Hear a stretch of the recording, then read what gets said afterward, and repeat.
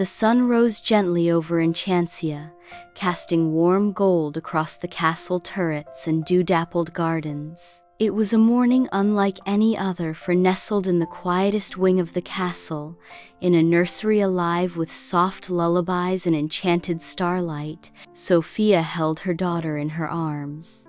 Elara's eyes fluttered open, violet as the twilight sky, curious and steady. Even at just days old, she had a presence that hushed the room, a kind of ancient wonder in the form of a tiny, swaddled life. Sofia rocked her gently in the cradle given by the fairies, its lavender wood etched with protection charms. The mobile of coral bells chimed softly above them, casting flecks of rainbow light. "I used to think the amulet of Avalor was the most magical thing in my life," Sofia whispered. "But then you came along." A gentle knock tapped at the door. Leo peeked in, his sandy golden hair tousled and his eyes full of warmth. "Is she awake?" he asked softly. "She's always awake when it matters," Sofia smiled. Leo crossed the room and knelt beside Sofia. He touched Elara's tiny hand, and she wrapped her fingers around one of his. "She's strong," he murmured, "and so small." "That's the magic of beginnings," Sofia said. "They don't have to be big to change everything." Life at the castle shifted around the presence of Princess Elara. The halls, once echoing with formal steps and ceremonial music, now rang with lullabies and laughter. Courtiers paused to peek into the nursery, their formal bows replaced with beaming smiles. Even the royal guards softened their stances, often caught making silly faces through the window just to see the baby giggle. Baileywick took his new duties with utmost seriousness. "We'll need to reassess all safety protocols," he declared, carrying scrolls longer than his arms. "Corner cushioning, potion-proof storage, anti-dragon lick charms." "Baileywick," Sofia interrupted gently. "We're not expecting dragons." "Still," he said, adjusting his spectacles, "you can never be too careful." Sofia appreciated his meticulousness, just as she appreciated how Queen Miranda visited nearly every afternoon now, bringing warm pastries and warmer hugs, or how James and Amber sent scrolls enchanted to read themselves aloud tales of their travels across the kingdoms, always ending with, "Kiss Elara for us."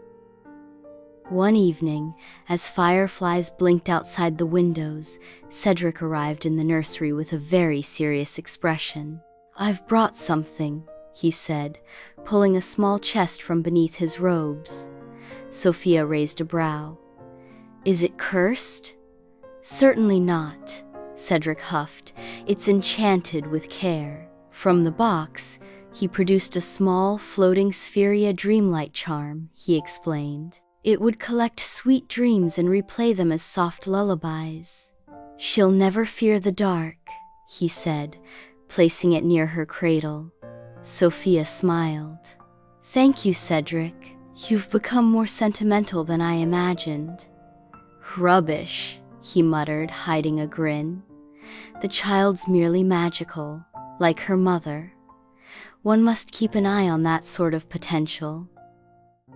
But not all magic was predictable. One morning, as Sofia rocked Elara in the garden, a strange glimmer sparked in the baby's hands. A floating bubble of light drifted upward, changing color as it danced in the air. Sofia's eyes widened. "Elara?" she whispered. More lights flickered around them, responding to the child's quiet joy. The flowers leaned in as if listening. Even the butterflies hovered, mesmerized. Leo, summoned quickly, knelt by Sofia. "She's doing this?" he asked, awed. "She is," Sofia breathed. "It's not just the amulet anymore. She has magic of her own."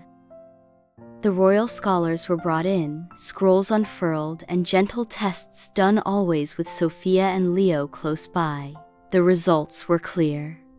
Elara's magic was pure and intuitive, likely inherited from the combined forces of the amulet and her parents' bond. She's what we call a dawnborn, one scholar explained. Magic awakened by love, not lineage alone. Rare, beautiful. That evening, Sofia sat by the nursery window again, Elara cradled against her chest. "You'll have gifts, my little one," she whispered, "but you'll also have choices. Magic doesn't define you, your heart does." The amulet pulsed gently in agreement. As months passed, Elara grew into a lively, giggling infant with a fascination for stars and soft music. Her first word was light. Her second was Clover, which made the rabbit strut proudly through the halls for days. "See?" Clover said.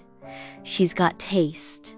By Elara's first spring, the castle had fully transformed physically, yes, but spiritually more than anything. The people of Enchancia had always loved Sofia, but now they admired her in a new way. As a mother, a queen, a symbol of change. She led with the same strength, the same clarity, but now with a deeper well of patience, a stronger compassion. "I used to wonder if I could balance it all," Sofia confided in Leo one night as they stood on the balcony, Elara asleep inside. "But I don't think it's about balance anymore. I think it's about weaving it all together." Leo wrapped his arm around her. "And you're doing it beautifully."